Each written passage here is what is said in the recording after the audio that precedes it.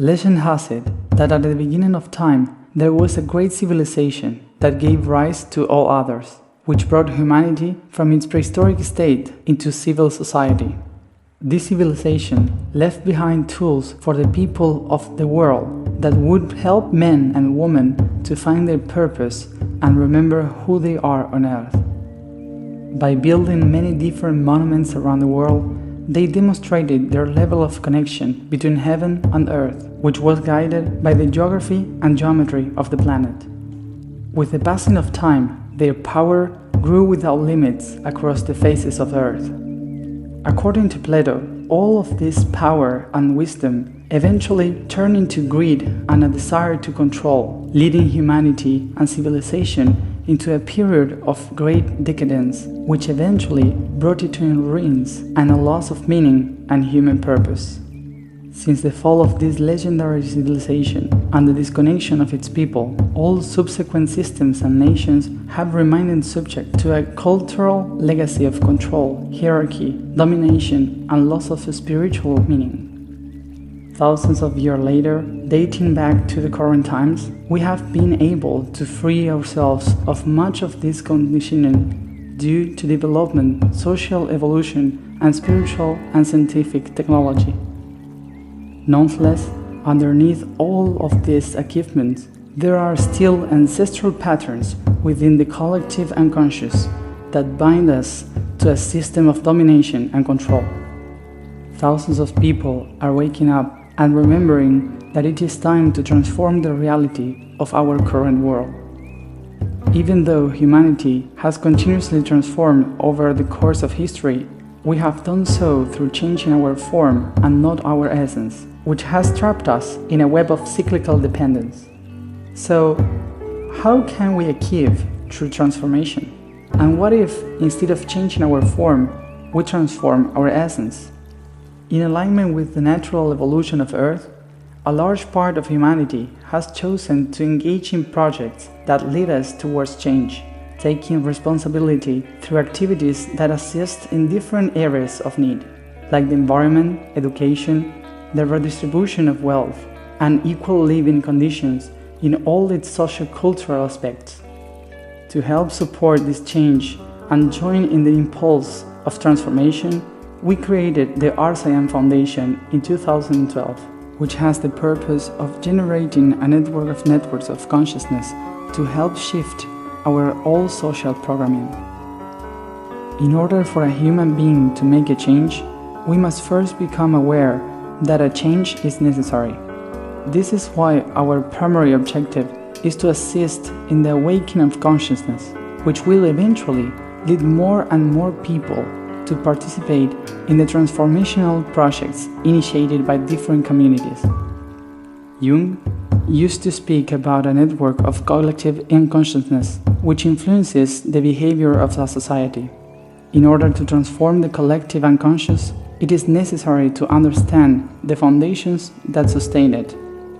According to the legend of ancient civilizations, ancient people knew about specific points on the planet where you could access to this great unconscious registry, points on which they built some of their monuments. To access this network, they use mantras, prayers, songs and music, which lead us to understand that frequency is the universal language. Everything that exists is based on a pattern of three: frequency, energy, and matter. Matter is composed of energy, and energy is made up of frequency. If we want to transform the physical world and the cyclical behaviors that it creates, we must transform the frequency that composes it.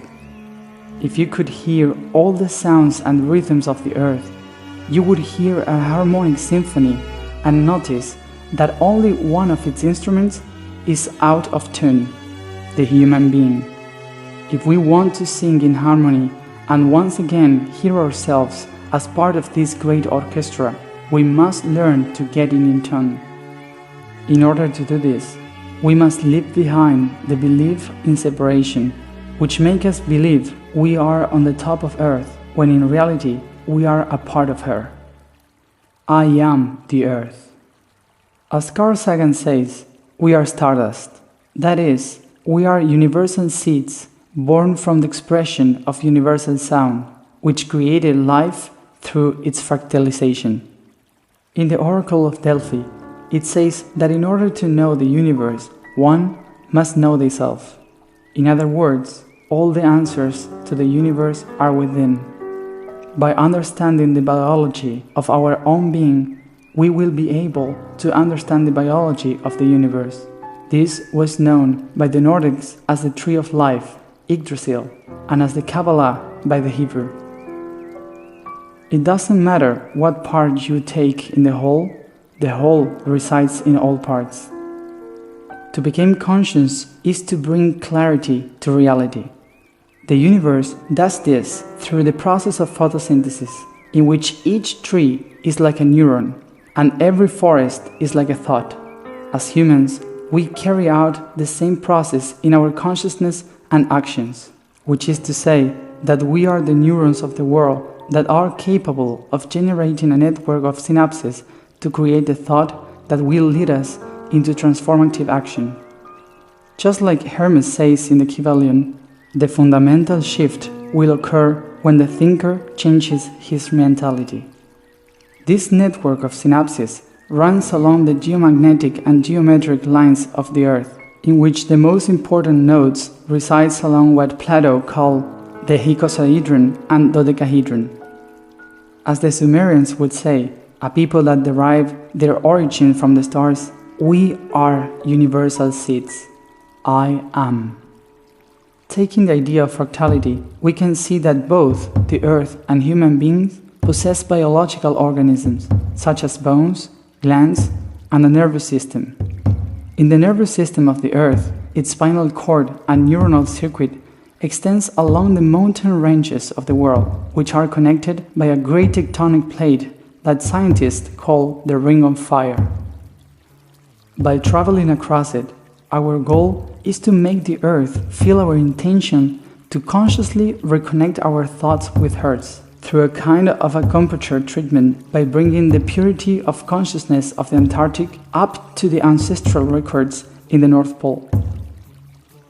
In the second phase, we will travel across the 12 phases of the planetary dodecahedron, crossing the lines of the collective unconscious and capturing the thoughts and feelings of the children and elders in all cultures in a documentary journey.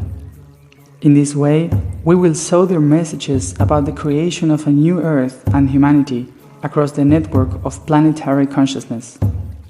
Returning to consider the three universal bases, our journey to awaken consciousness will be based on frequency.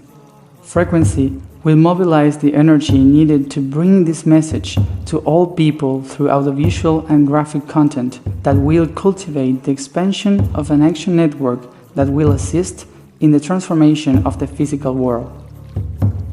In these times of turbulence and global chaos, human civilization finds itself before an existential abyss in which we must stop and rethink whether we are going to continue in this way or change. Our contribution to this evolutionary jump is translated into a Isidris project, which, starting with the planetary movement from 2017 and 2020, will enable the creation of a global network of gatherings based on a new perspective coming from children and youth, in which we will discuss the creation of the basis of a new social model, which will transcend social ideologies and move toward a biological society, aligning nations and states along an evolutionary path in harmony with the Earth. What are we doing all this for? The underlying longing of humanity is to discover itself by surpassing itself, seeking in the process to come into harmony with itself and its environment. This is why our project have not arisen out of frustration with environment, but rather from the simple joy of transforming ourselves and becoming better in the process. The greatest expression of love in the universe is evolution. Are you ready to evolve?